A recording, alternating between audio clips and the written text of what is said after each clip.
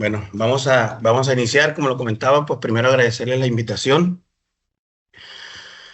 Diseñamos una presentación para hablar un poco acerca de suelo vivo, cómo se dan las interacciones microbianas en el suelo. Vamos a hablar un poco acerca de la rizósfera. Para quienes aún todavía no me ubican bien, mi nombre es Tomás Araujo. Yo estoy como representante de ventas en el estado de Sinaloa, ya con un periodo de 7 años en el manejo de esta información y espero que podamos juntos lograr entender un poco qué es lo que sucede en esa parte tan importante del suelo. Bueno, vamos a hablar un poco acerca de suelo vivo.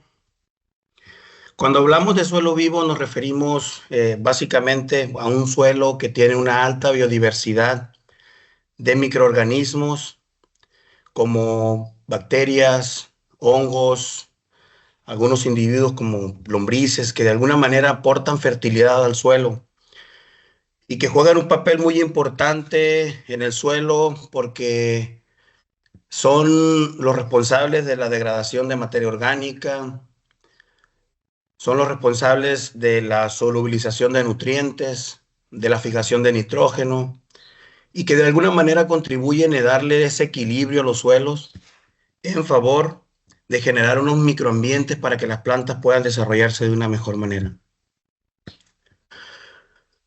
Vamos a hablar de estos cuatro grandes grupos microbianos, que son los simbióticos, los rizoféricos o de vida libre. Tenemos los asociativos y los endófitos. En este caso vamos a hablar de fundamentos de la rizósfera y posteriormente en el segundo bloque estaremos hablando de los microorganismos simbióticos. Los microorganismos simbióticos son aquellos microorganismos muy importantes que generan y establecen unas conexiones con las plantas de mutuo beneficio, necesitan una raíz para poder establecerse. Vamos a hablar un poquito más a fondo acerca de ellos un momento más. Tenemos otro grupo microbiano que son los rizosféricos o de vida libre, que son aquellos que viven de manera independiente en la rizósfera y nos ayudan considerablemente porque intervienen en los procesos de mineralización de nutrientes, nos ayudan a equilibrar los suelos. Por otra parte, tenemos los asociativos, que son los microorganismos de una familia muy amplia, donde podemos encontrar una biodiversidad inmensa de microorganismos dominantes sobre todo.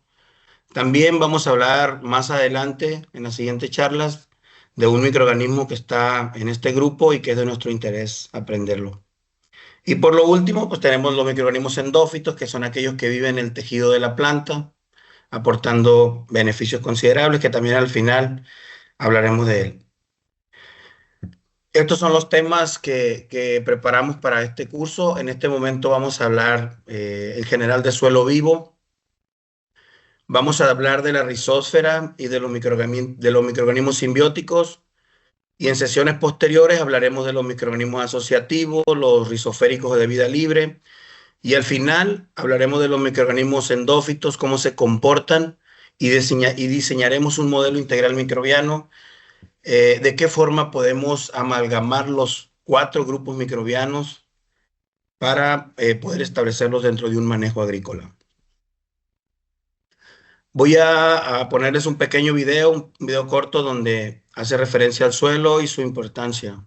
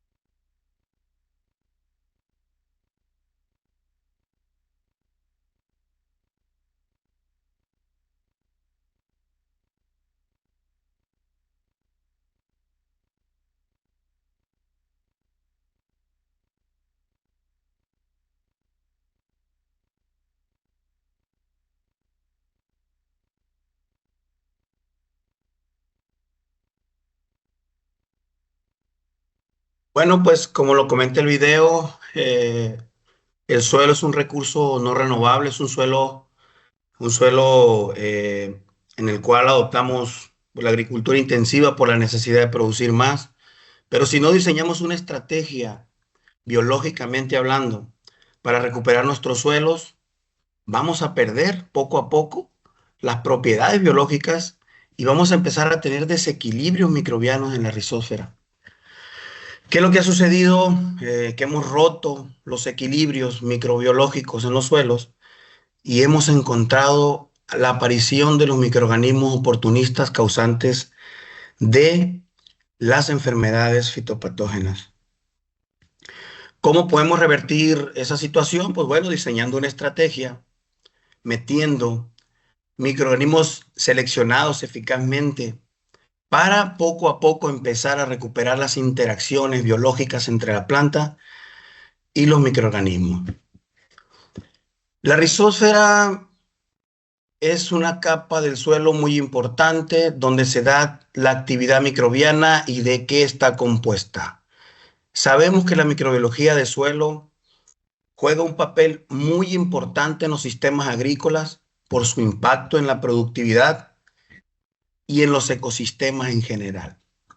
Hablar de microbiología de suelo, estamos hablando de un mundo muy extenso de comprender.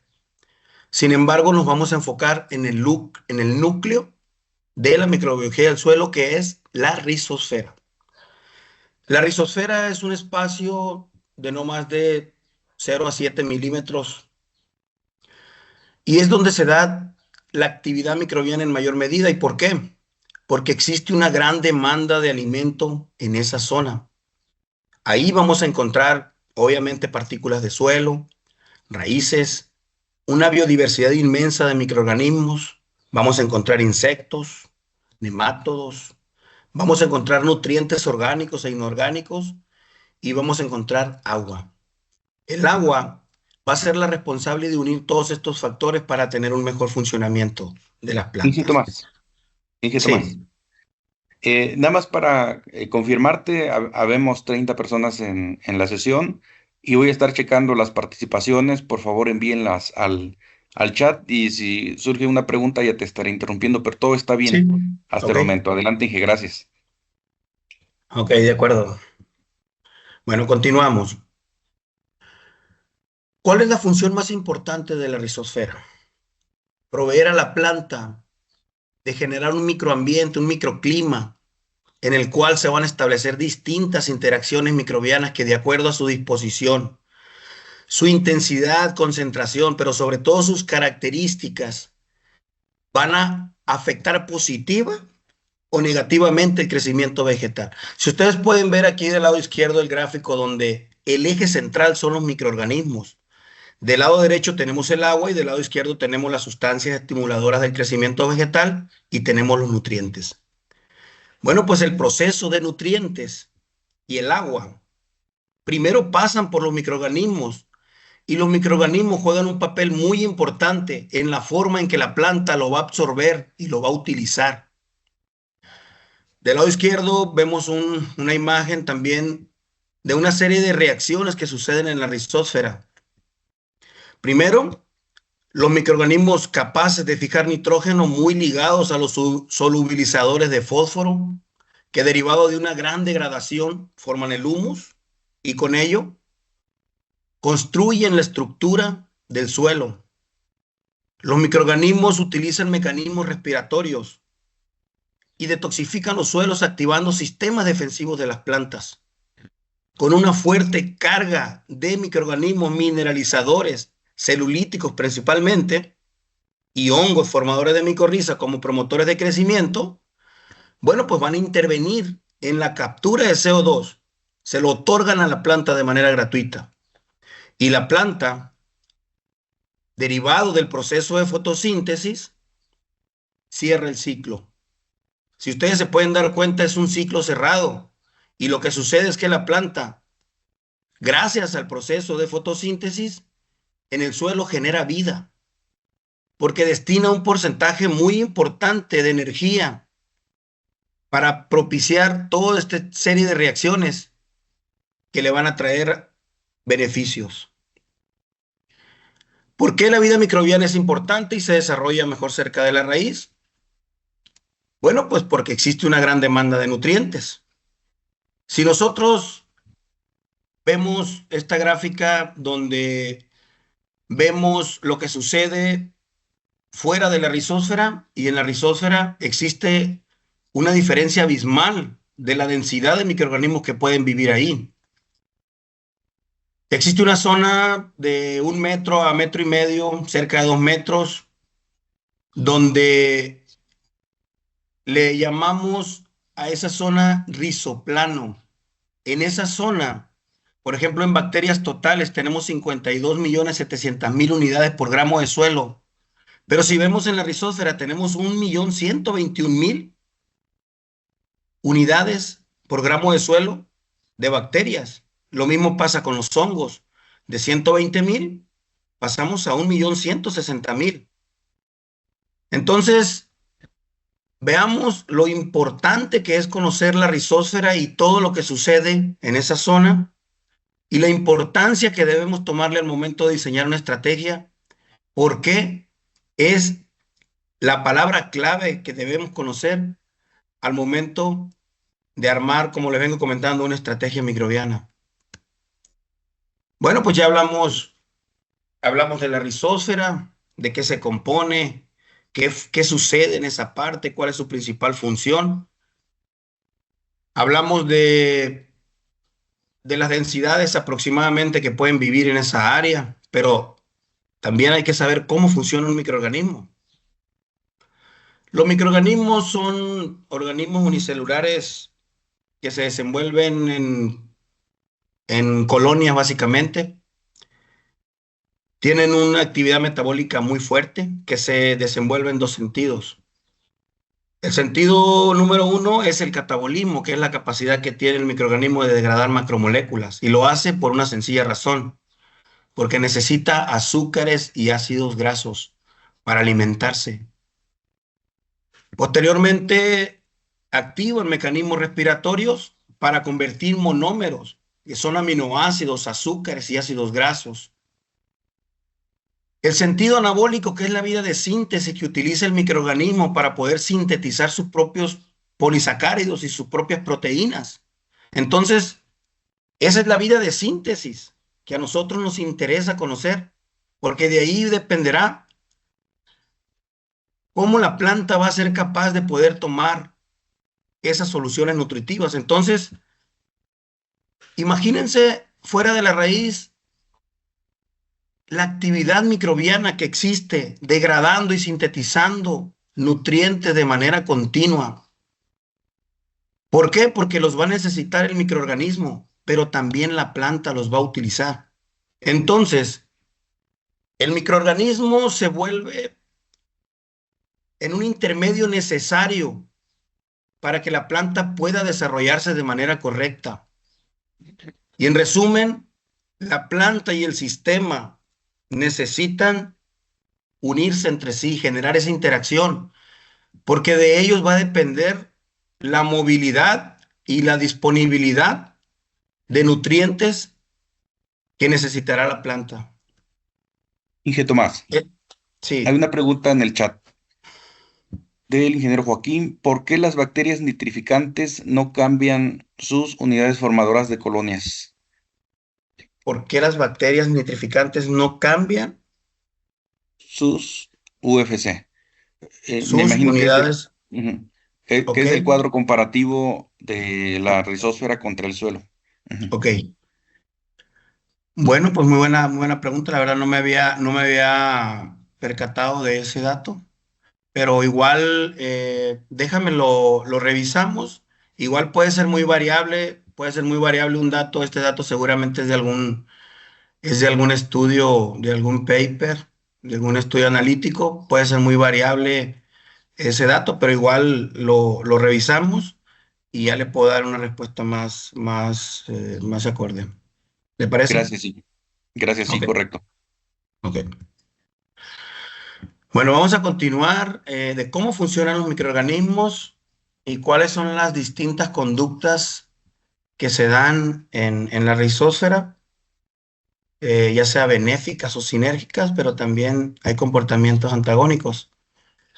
En primer lugar, tenemos dentro de las benéficas, tenemos el neutralismo, que son aquellos microorganismos que se desarrollan en una población muy fuerte, no se meten en problemas con otras poblaciones microbianas, básicamente no tienen una conducta, un patrón. Existen otros microorganismos que se aprovechan del desarrollo de otros sin hacerles daño, a eso se le llama comensalismo. Existen grupos microbianos también que tienen la capacidad de ser sinérgicos y trabajan en protocooperación.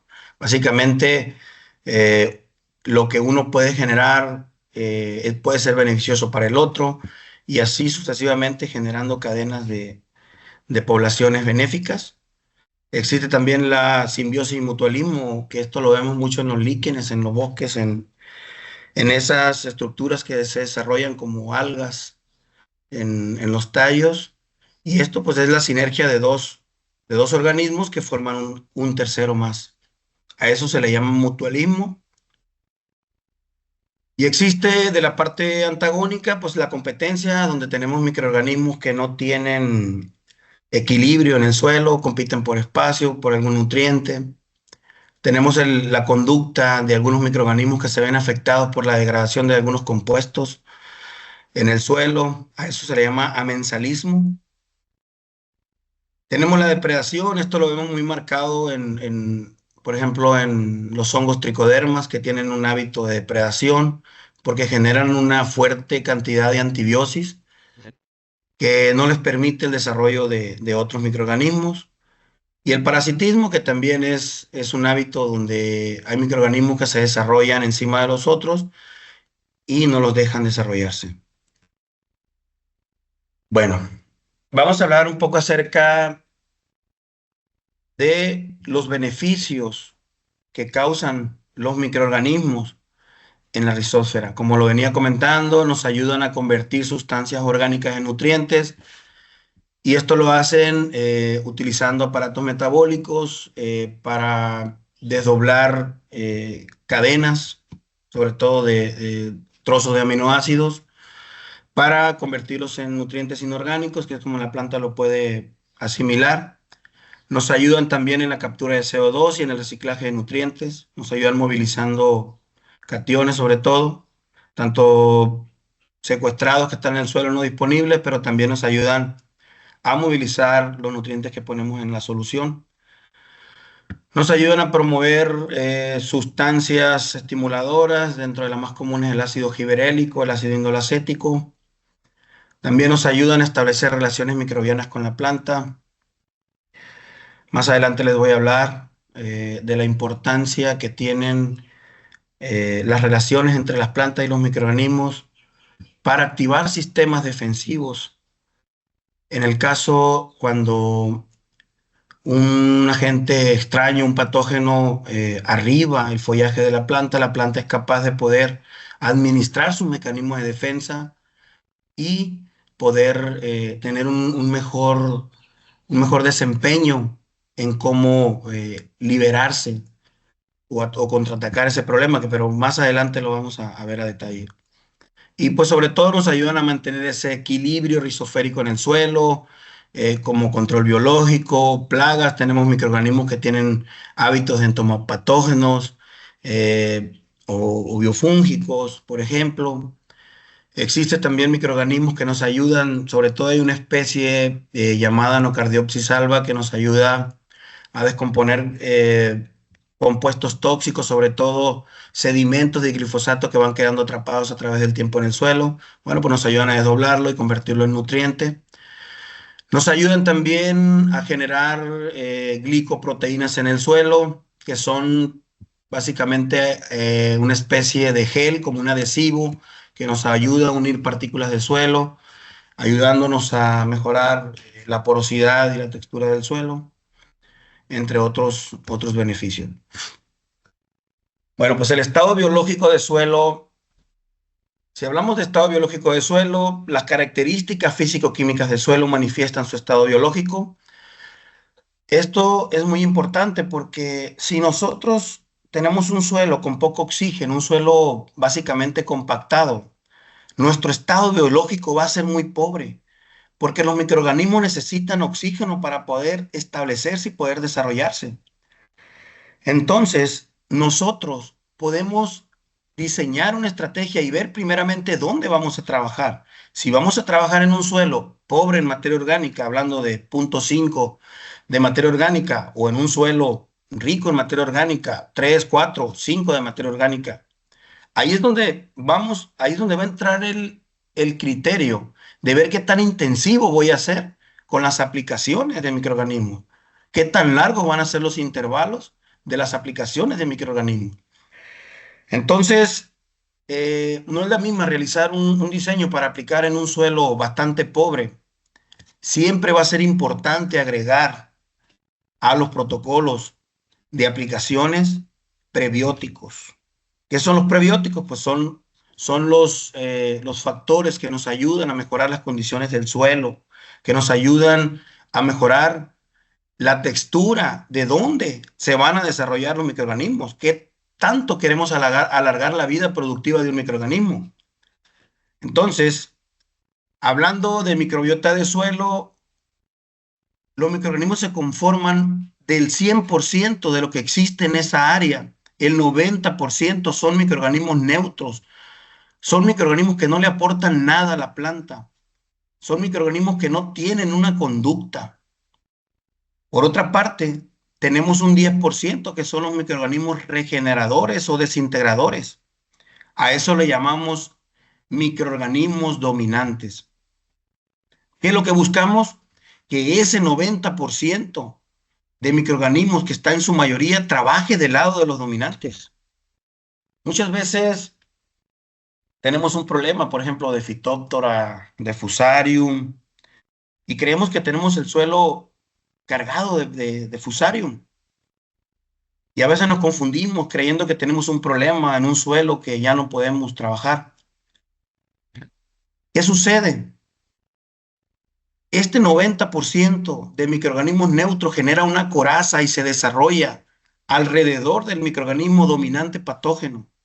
Y cada vez vemos problemas más severos con el Fusarium, por ejemplo, que es un microorganismo más universal, por decirlo así, se desarrolla en cualquier tipo de suelo, en cualquier área. Bueno, pues entonces nosotros podemos apuntar el concepto hacia dónde queremos llevar el comportamiento de los microorganismos dominantes.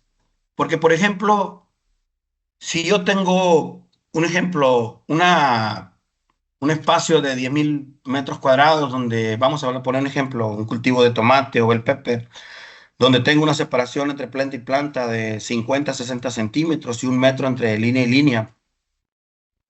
Imagínense el mundo de suelo que está interactuando con todas las plantas que tengo en esa área. A mí no me interesa llegar con 1 litro de trichococin bio o de Vitasoil o de Micoab y decirle al cliente, con esto voy a cambiar la microbiología de todo este mundo de suelo. No es eso lo que me interesa. A mí lo que me interesa es elicitar ese 10% dominante que es el que va a generar el control. Y a raíz de eso, cambiar el chip de los microorganismos neutrófilos y poco a poco generar esa balanza, ese equilibrio en favor de un mejor desarrollo con las plantas, donde compitan por espacio, donde exista poco a poco un desplazamiento de microorganismos patógenos en concentración por gramo de suelo. Pero ¿cómo puedo hacer yo para cambiar esa condición si de por sí ya existe un desequilibrio en favor de un microorganismo no deseado? Bueno, pues primero tengo que partir de dónde estoy trabajando. Si tengo un suelo, por ejemplo, rico en materia orgánica, tengo un 6% de materia orgánica, y en ese contenido de materia orgánica yo tengo el 1% de presencia de Fusarium, yo puedo tener un suelo equilibrado, porque esa concentración de materia orgánica me va a permitir a mí entender que en ese suelo tengo carbono estable, y ese carbono estable va a permitir que se desarrollen grupos microbianos que me van a dar ese equilibrio. Pero el problema viene cuando tengo un suelo que no tiene ni el 1% de materia orgánica, hablando yo creo que la mayoría de los suelos, sobre todo acá en el norte de México, que no tenemos ni el 1% y tenemos los suelos saturados de problemas de patógenos, hablando de un problema, por ejemplo, de fusarium, como lo vengo comentando, 2, 3 mil propágulos de fusarium por gramo de suelo. Es un problemón porque no tenemos materia orgánica. Entonces, ¿qué es lo primero que tengo que hacer yo para elicitar ese 10%? Primeramente tengo que elegir una cepa que por sus características sea capaz de adaptarse a la agricultura intensiva, que tolere sales, que tenga compatibilidad con moléculas químicas, que tenga una tasa de reproducción amplia y sobre todo conocer cuál es el problema y poner un microorganismo que sea antagónico a él para poco a poco empiecen a bajar las poblaciones. Pero necesitamos ser agresivos y a la par ir trabajando en cómo ir recuperando esa actividad biológica para ir incrementando la materia orgánica. Existen consorcios microbianos muy eficaces. Nosotros manejamos uno que es Vitasoy. Es un producto que te ayuda bastante a degradar materia orgánica. Te ayuda a establecer relaciones entre diferentes grupos microbianos para generar esa cadena. Si nosotros utilizamos un consorcio microbiano eficaz, pero si nuestro problema es de un fitopatógeno que me está causando problemas, le voy a poner el antagónico, pero le voy a hacer el trabajo más fácil. En este caso, un tricoderma, porque estoy contribuyendo a generar ese equilibrio con consorcios microbianos que posteriormente me van a aportar nutrición, porque me van a doblar nutrientes, me van a competir por espacio, van a desplazar patógenos y vamos a ir generando ese control de los microorganismos dominantes, que es de lo que les vengo hablando. Entonces, esto sería un escenario ideal, una estrategia donde podamos agregar diferentes relaciones con las plantas, relaciones de microorganismos, por ejemplo, la relación simbiótica de la que les voy a hablar en un momento, que es la sociedad que tiene, perdón, un hongo formador de micorrizas con las raíces, donde le aporta agua, nutrientes. La relación asociativa, que son los microorganismos de los que les acabo de poner un ejemplo, que te ayudan a establecer una relación temporal con la raíz, se desarrollan alrededor de las raíces, protegen esas raíces. Y tenemos las relaciones de vida libre, que son aquellos que se desarrollan de manera independiente. Si hay raíz, le aportan; si no hay, degradan materia orgánica, pero nos ayudan a generar esos equilibrios de manera constante. Bueno, pues en resumen, para terminar la primera parte de la charla, la rizósfera es una palabra clave cuando nosotros queremos definir qué vamos a hacer con las estrategias de aplicaciones. Pues bueno, es trabajar esa parte, reciclar nutrientes, entregarle nutrientes a la planta y agua y sustancias estimuladoras, que nos ayude a fijar nitrógeno, que nos ayude con la secreción de sustancias estimulantes, la solubilización de fosfatos, movilización de cationes. Y estos son unos parámetros de algunos microorganismos que viven ahí, los que les vengo comentando, donde estas son las concentraciones donde nosotros podemos decir que tenemos ese nivel, un nivel poblacional óptimo para mantener ese equilibrio, donde 10 elevado a la 9 de bacterias, 10 elevado a la 6 en hongos, 10 a la 4 de actinomicetos, 10 a la 3 de algas y protozoos. Entonces, de esta manera nosotros podemos garantizar que tenemos una composición microbiana rizoférica ideal para que las plantas tengan ese microambiente y se puedan desarrollar de una manera más armónica. Bueno, pues hasta aquí llega la parte de la rizósfera, que era comentarles un poco los fundamentos, cómo funciona, de qué se compone. Y ahora vamos a pasar hablar acerca de los microorganismos simbióticos. Los microorganismos simbióticos es un grupo de microorganismos muy importante. Son la columna vertebral de los grupos microbianos que se desarrollan en la rizósfera. Son aquellos, como lo comentaba hace un momento, necesitan una planta para poder vivir. En ausencia de raíz, básicamente se inhiben y están muy propensos a que otro grupo microbiano los deprede. Entonces, lo que hacen es establecer ese vínculo directo para posteriormente internarse en el interior de la planta y empezar a generar esa simbiosis de mutuo beneficio. Existen otros dos tipos de simbiosis que existen, que es la Rhizobium, que esa la vemos más comúnmente en las leguminosas, en frijol, por ejemplo, en algunas especies de Sesbania, que más adelante vamos a hablar muy brevemente de ellas. Y existe otra simbiosis de, de una alga y un helecho, que también es capaz de fijar nitrógeno atmosférico. Al final también vamos a hablar de una manera muy superficial. La que es de nuestro interés es la simbiosis micorrícica, de la que les voy a empezar a hablar. Bueno, pues la simbiosis micorrícica es la unión que existe entre un hongo formador de micorrizas y la raíz de una planta. Esta se da porque el hongo necesita a la planta para poder vivir y la planta, en forma de agradecimiento, se lo retorna en forma de azúcares. Hablar de simbiosis micorrícica no es un tema eh, de ayer para hoy, es un tema que data de hace más de 400 millones de años, prácticamente cuando las plantas tenían un hábito acuático, semiacuático, pues habían desarrollado unas raíces gruesas, no tenían problema en poder tomar los nutrientes, porque los nutrientes estaban en una solución. Pero la cosa cambia cuando el periodo devónico acaba y las plantas tienen que evolucionar hábitos terrestres. Y la forma que utilizaron para aprovechar sobre todo fósforo, para establecerse, fueron estas estructuras llamadas hongos formadores de micorrizas.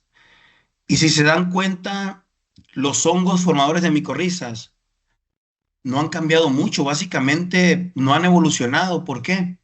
Porque hasta el día de hoy siguen siendo eficaces, siguen siendo eficientes. Entonces, imagínense lo importante que son los hongos formadores de micorrizas, si fueron los responsables en la evolución de cómo las plantas pudieron evolucionar de un hábito a otro. Fue gracias a estas estructuras. Pero las micorrizas, los hongos formadores de micorrizas no son iguales. Existen distintas formas de cómo se comportan. Ahorita les voy a hablar de estas dos, que son las micorrizas con vaina o llamadas ectomicorrizas. Las ectomicorrizas son aquellas que sin penetrar la raíz de la planta se cuelgan de ella y lejos de aportarle algo, hacen una función como si fueran microorganismos parásitos. No le hacen daño porque no le causan ninguna infección. Sin embargo, le roban energía a la planta.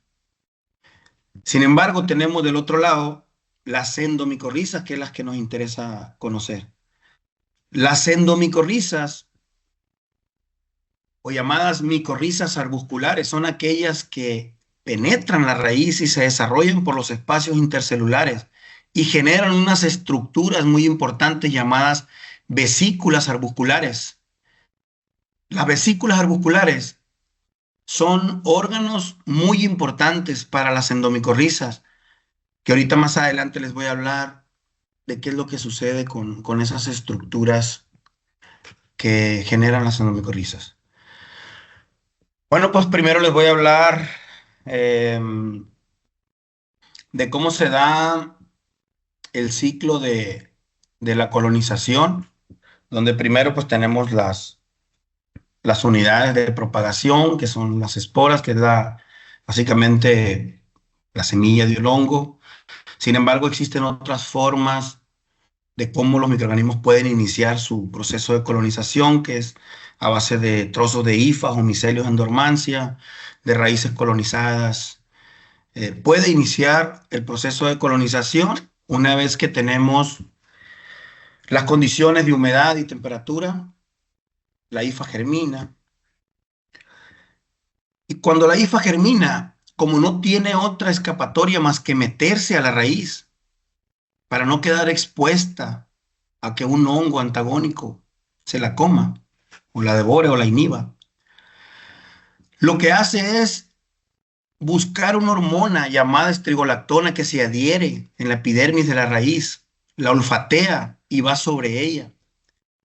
Y cuando llega ahí, empieza a generar unas estructuras llamadas hipofodium o pie de hifa, que es la estructura donde se va a colgar, es como un gancho donde se va a colgar de la epidermis de la raíz.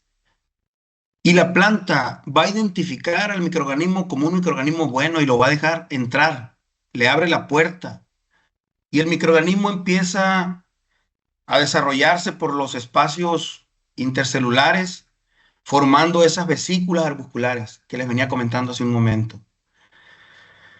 Las vesículas arbusculares son unos órganos que son muy importantes en el periodo de colonización.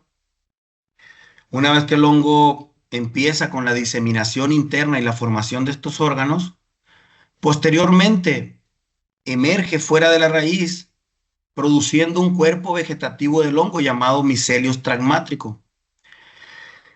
El micelio estragmátrico va a ser el responsable del acarreo continuo de agua y de nutrientes. Pero ¿qué sucede? Le manda una señal bioquímica a la planta, el hongo, donde le dice, yo necesito que tú me des algo a cambio. Entonces, le manda una señal para que abra los estomas, para que intensifique la captación de luz y aumente su fotosíntesis. Y le dice, no te preocupes por el agua que puedas perder por evapotranspiración. Con esta extra raíz que yo formé, yo te voy a estar suministrando esa agua de manera continua. Y a cambio, tú me vas a dar azúcares que me los vas a llevar a los órganos que yo desarrollé dentro de la raíz. Entonces, de esta manera es como se da básicamente el proceso de colonización y cómo les explico ese mutuo beneficio tanto del hongo hacia la planta y de la planta hacia el hongo. Y esto es lo que les vengo comentando. El hongo es un intermediario entre el suelo y la toma de amonio, de nitratos, de aminoácidos, de urea, de fosfatos. Y lo que hace es dárselos a la planta para que la planta fije carbono y ese carbono se convierta en sacarosa, se convierta en azúcares que el hongo va a necesitar y que pueda prolongar su vida por durante más tiempo dentro de la planta. Bueno, cuando nosotros tenemos una colonización, esto lo vemos básicamente en manejos en suelo, en cultivos extensivos también. Vemos cómo la planta uno y la planta 2 con la 3 tienen la capacidad de interconectarse y de poder compartir agua y nutrientes de manera continua. Y a esto le llamamos el fenómeno de la homogeneidad. Vemos cultivos muy homogéneos porque ninguna planta se va quedando atrás. Entonces, a esto le llamamos una colonia micorrízica. Bueno, pues dentro de esa colonia micorrízica, si ustedes ven aquí una imagen donde tenemos un pelo absorbente, que de por sí los pelos absorbentes son chicos, te miden 200 micras. La hifa del hongo o el micelio del hongo te mide de 20 a 30 micras. Y en esa área, pegada a la raíz, ahí se va a dar un fenómeno llamado micorrizosfera, que es donde va a estar en constante gutación, esa liberación de exudados que va a ser una fuente de nutrientes para diversos grupos de microorganismos. pero que también nos van a ayudar con la modificación de la estructura de suelo. Nos van a ayudar a ajustar el pH, nos van a ayudar a tener efectos sobre bacterias que nos ayudan con la estimulación y el crecimiento de las plantas, etcétera. Entonces, vamos a hablar acerca de un hongo extraordinario. Es un hongo formador de micorrizas que está patentado, su proceso y sus características. Estamos hablando de Glomus iranicum bartenicifarum. Básicamente fue el hongo que abrió la brecha para las aplicaciones dirigidas directamente en campo, y eso es gracias a las características únicas del hongo que ahorita les voy a hablar. Estas son las principales características que a Glomus iranicum bartenicifarum lo hacen ser diferentes del resto de hongos formadores de micorrizas. Tiene una producción abundante de micelio estragmático, tiene la capacidad de esporular fuera de la raíz, que tiene algunos beneficios que ahorita los voy a mencionar. Y sobre todo comentarles que Glomus iranicum fue descubierto en un suelo salino sódico, prácticamente un suelo no apto para la vida de las plantas. Ahí fue descubierto en una planta, creo que de alguna especie de limonaria que tenía vida en esas condiciones de suelo, y creo que de ahí viene la extracción de este hongo. Posteriormente lo estabilizaron, pero la conclusión fue que si tenía la capacidad de vivir en un suelo salino, podía adaptarse también a la agricultura intensiva, que es algo que les dolía a los microorganismos, a los hongos formadores de micorriza les dolía. Regularmente los hongos formadores de micorriza se utilizaban mucho al inicio en viveros, porque una vez que los llevabas a las condiciones de campo, las concentraciones de fertilizantes no les permitían establecer pues una permanencia por durante mucho tiempo porque se morían. Entonces, esta básicamente abrió la oportunidad de que fuera posible aplicarse en programas de fertilización sin que se viera disminuido su desarrollo. Aquí les muestro un pequeño video donde una hifa del hongo pues se va desarrollando. Este es un video en tiempo real. Vean cómo tiene la capacidad y la agresividad de estar creciendo, de estarse enlongando de manera continua. Bueno, entonces esto como beneficio nos dice que pues vamos a tener un hongo que va a tener una tasa de crecimiento bastante amplia. Vamos a tener la oportunidad de llegar a sitios donde una raíz normalmente no puede llegar, puede cruzar microporos que una raíz no puede.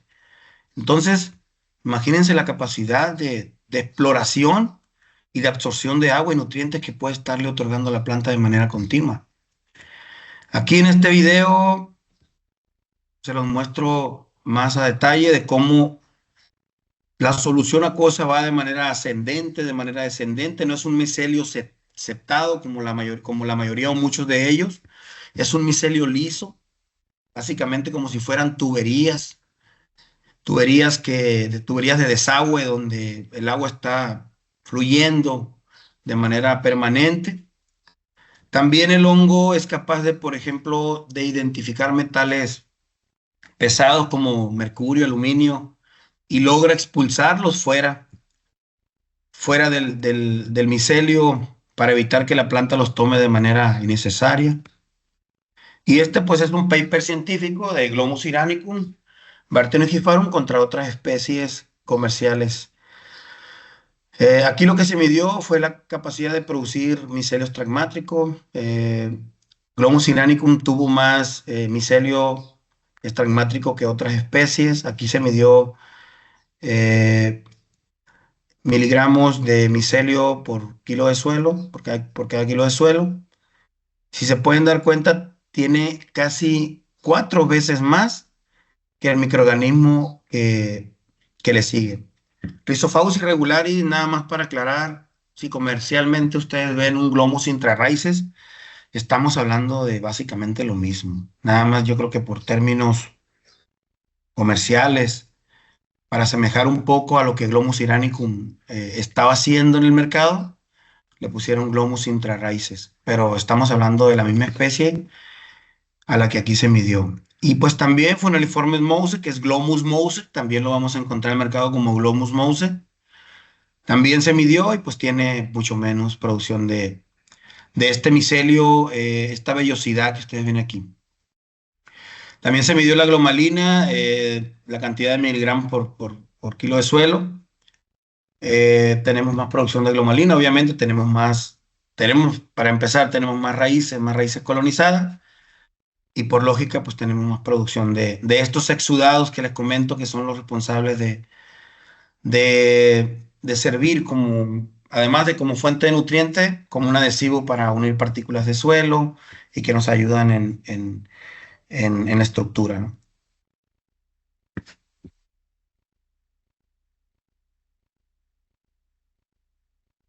Les comentaba hace un rato cuando les decía cómo entraba, cómo se desarrollaba.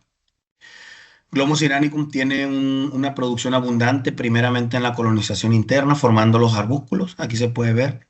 Estos es como si fueran arbolitos como si fueran pequeños brócolis, por dar un ejemplo.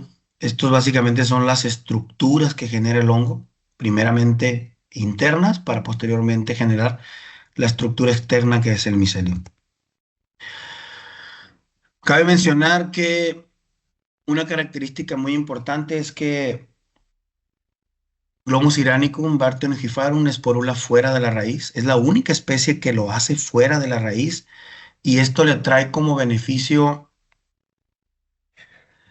que que no tiene un gasto energético. Además, comentar que la espora de Glomus iranicum te mide de 20 a 40 micras versus otras especies que ahorita les voy a mencionar, miden de 100 a 120 micras, lo cual es un problema y ahorita se los voy a mencionar. Por ejemplo, aquí estamos hablando de Glomus iranicum, que es por la afuera. Hay otras especies como Rhizophagus irregularis, que además que tienen macroesporas, como le comentaba, que miden de 100 a 120 micras, esporulan dentro de la raíz y eso se convierte en un problema a lo largo del tiempo. ¿Por qué?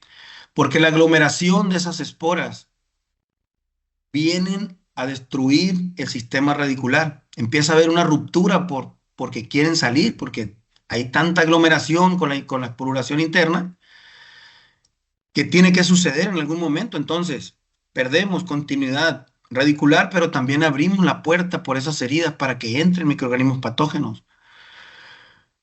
Con la espora de Glomus iranicum esto no sucede porque sucede fuera de la raíz. Además, aquí hay otro detalle. Cuando nosotros hacemos aplicaciones en un sistema de riego presurizado, la cavidad del gotero no te mide más de 100 micras, 90, 95, 100 micras. Entonces, nosotros no podemos garantizar con un hongo formador de micorrizas que sus esporas estén por encima de las 100 micras. No podemos garantizar una aplicación uniforme. Sin embargo, con la espora o la microespora de Glomus iranicum Bartonella, ese no es un problema. La espora pasa sin ningún problema por la cavidad del gotero. Entonces, esta es una diferencia muy importante porque nosotros podemos garantizar que tenemos un producto que lo podemos aplicar garantizando 100% que vamos a estar haciendo una aplicación homogénea. Lo que les comentaba hace un momento, Glomus iranicum fue descubierto en un suelo salino sódico. Básicamente tiene un rango amplio de toleración, desde 3% hasta 10, 11% se puede comportar esta especie. Entonces, eh, este fue el motivo que en su momento a la persona que descubrió este microorganismo le dio la inquietud de poder estudiarla, de poder desarrollarla, por lo que les comento, pues, tiene la capacidad de aguantar sales, bueno, pues fue posible poder integrarla en los protocolos de fertilización y se comporta como ninguna en ese sentido. Voy a mencionar algunas de las acciones, lo que venía comentando. Tiene una rápida y eficaz colonización, aumento en la absorción de agua y de nutrientes, nos ayuda a aumentar la actividad fisiológica de la planta, nos ayuda también con el control del balance hormonal de la planta. Aquí lo que se midió fueron los datos nutricionales. Aquí lo que se midió fue Glomus iranicum contra Rhizophagus irregularis y Funeliformes mouse. Como pueden ver, fue en un cultivo de lechuga, donde Glomus iranicum tuvo un mejor aprovechamiento de nitrógeno, de fósforo, de potasio, de calcio, y donde se ve un poco más marcada la diferencia son en los elementos que intervienen en los procesos de fotosíntesis. Pero si lo vemos a nivel fisiológico, cómo se comportó Glomus iranicum contra otras especies, pues también hay efectos bastante positivos. Por ejemplo, el SPAD. ¿Qué es el SPAD? El SPAD es la medición que nos indica el verdor en las plantas. Este mide el índice de clorofila en la planta. Entonces, si tenemos una planta con mayor capacidad fotosintética, vamos a tener una planta con mayor niveles de SPAD, mayor nivel de clorofila. También lo que se midió fue la capacidad que tuvo de fijar más CO2. Por cada unidad de agua aprovechada, la planta fue capaz de fijar más CO2, tuvo un mayor nivel de fotosíntesis. Entonces, también tuvo la capacidad en la conductancia estomática de tener mayor hidratación en hojas y en raíces. ¿Por qué? Porque la planta aprovechó mejor el agua y por el fenómeno de la evapotranspiración no fue un problema porque el hongo le estuvo suministrando de manera continua esa agua. Y eso lo vemos a los 40 días. Pero si vemos los resultados a los 75 días, todos los niveles medidos fueron cada vez en ascenso. También aquí se midieron cómo se comportaron algunas hormonas, el ácido indolacético, las giberelinas, y pues la producción de kilos por metro cuadrado. Aquí lo que se midió fue el comportamiento de estas hormonas de Mycoap contra un control, donde se aplicó en este caso Mycoap, Glomus iranicum, Barton nigifarum. Cuando nosotros establecemos una relación de inicio, siempre es importante poder bajar los niveles de ácido abscísico y poder estar en los momentos más importantes donde la planta necesita estar concentrando ese nivel hormonal en ese periodo pues crítico, ¿no? Para ella. Entonces, nosotros cuando aplicamos Mycoap o Glomus iránico en un cultivo, los niveles de ácido abscísico siempre van a estar presentes porque es la hormona de la muerte, siempre va a estar ahí, pero lo mantenemos a raya. Siempre los niveles van a estar con niveles muy inferiores. ¿Por qué? Porque tenemos una planta muy activa, una planta con una vida productiva muy prolongada. Y aquí lo que podemos ver visualmente cuando nosotros aplicamos Mycoap, después de la tercera semana, por ejemplo, en un cultivo, en una hortaliza, en un pimiento, en un bell pepper, en un tomate, existen comportamientos diferentes en otro tipo de cultivos por el tipo de raíz que tienen, sobre todo en los frutales, que es un poco más lenta la parte visual. Pero nosotros podemos ver este efecto muy pronto, 3, 4 semanas, hacemos una calicata, podemos hacer un destape de raíz y lo primero que vamos a ver es esto, es una raíz muy estructurada, una raíz activa, muy fina. Y sobre todo sobre esos pelos absorbentes vamos a tener lo que les venía comentando, la colonización del hongo. Aquí, este es un ejemplo del comportamiento de una raíz de melón que se trató con Glomus iranicum versus un testigo y se estuvo midiendo desde el séptimo día después de tratado igual se va viendo una planta desde la primera semana, se va viendo una planta más estructurada, con más pelos absorbentes que raíces primarias, de inicio a fin. Y aquí están básicamente las mediciones de esas plantas de melón. Aquí se midió la capacidad de superficie explorada en tratado y testigo. Tenemos mayor capacidad exploratoria, por lo que les vengo comentando. Es una raíz reforzada, una extra raíz que va a llegar a sitios donde una raíz normal no lo va a hacer. También se midió el volumen de raíces, tenemos más biomasa radicular. Entonces, ya para terminar esta parte, Mycoap es un hongo diferente. Glomus iranicum es un hongo diferente. Mycoap es el nombre comercial. Recordarles que es la primera y única especie que abrió el mercado de los hongos formadores de micorrizas. Eso no lo digo yo. Hay más de 150 ensayos en todo el mundo. Es una especie que puede adaptarse a cualquier tipo de suelo, cualquier tipo de área geográfica.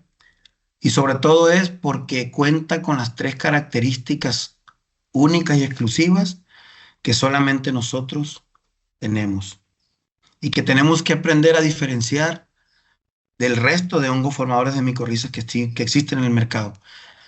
Esto es parte del portafolio de biológicos. Mycoap y Resid HC comercialmente son los materiales que están conformados por Glomus iranicum, Barton nigifarum. Sin embargo, Resid HC y por ahí hay otra presentación, el MG, vienen destinados para otro tipo de mercado, para cultivos más extensivos. Mycoap viene destinado para cultivos de más alto valor, para riego por goteo. Y más adelante pues les hablaremos primeramente de los fundamentos de las especies que conforman, pero al final de cuentas lo que nos interesa es poder asociarlos con los materiales comerciales. MVB es el nombre comercial de Vitasoil en otras zonas. Yo creo, no sé si este nombre va a ser el nuevo nombre que va a tener, pero nada más para que lo relacionen con Vitasoil. Es el consorcio microbiano que más adelante le vamos a hablar de eso. Hasta aquí terminamos lo que viene siendo la simbiosis micorrícica, que es lo que nos interesa a nosotros conocer un poquito más a fondo. Existen otro tipo de simbiosis que hay que saber que existen, porque son importantes. Y la otra es la simbiosis, como le comentaba hace un momento, el Rhizobium, que son microorganismos que se asocian regularmente con las leguminosas. Y lo que hacen es, primeramente, formar una estructura en la planta asociándose con dos cofactores nutricionales como lo es el hierro y el molibdeno y posteriormente generan estas estructuras llamados nódulos rosas o nódulos activos rosas. Pero ¿qué es lo que sucede? Sucede un proceso donde esa bacteria llamada Rhizobium empieza un ciclo, un proceso de reducción de hierro y molibdeno y lo hace asociándose con una enzima llamada nitrogenasa. Y lo que hace ese proceso es descomponer la cadena molecular del nitrógeno atmosférico, que cabe mencionar que el 78% de la atmósfera está compuesta por nitrógeno atmosférico en composición N2, pero la planta no tiene la capacidad de poder tomarlo. Mediante este proceso que hacen estos microorganismos, lo que hacen es convertirlo en amonio y posteriormente entra en otro proceso donde la planta lo va a convertir en ácido glutámico como fuente de aminoácido. Y la planta decidirá si lo toma como una fuente de energía o como un nitrogenado más. Estas son algunas de las especies más importantes de la simbiosis, la Bradyrhizobium japonicum, la Rhizobium fascioli, la Rhizobium meliloti. Y ya para culminar, pues existe la última simbiosis que se da, mediante una alga azul verde y un helecho llamada Sola caroliniana. Esta simbiosis se llama Sola navaena. Esto se da mayormente en cultivo, en otros países, en cultivos de arroz, donde existe las inundaciones, los riegos. Y se da esta simbiosis básicamente haciendo el mismo proceso donde el alga entra al helecho y empieza a generar esa asociación con esa hormona llamada nitrogenasa y empieza a fijar niveles de nitrógeno atmosférico también. Dicho Tomás.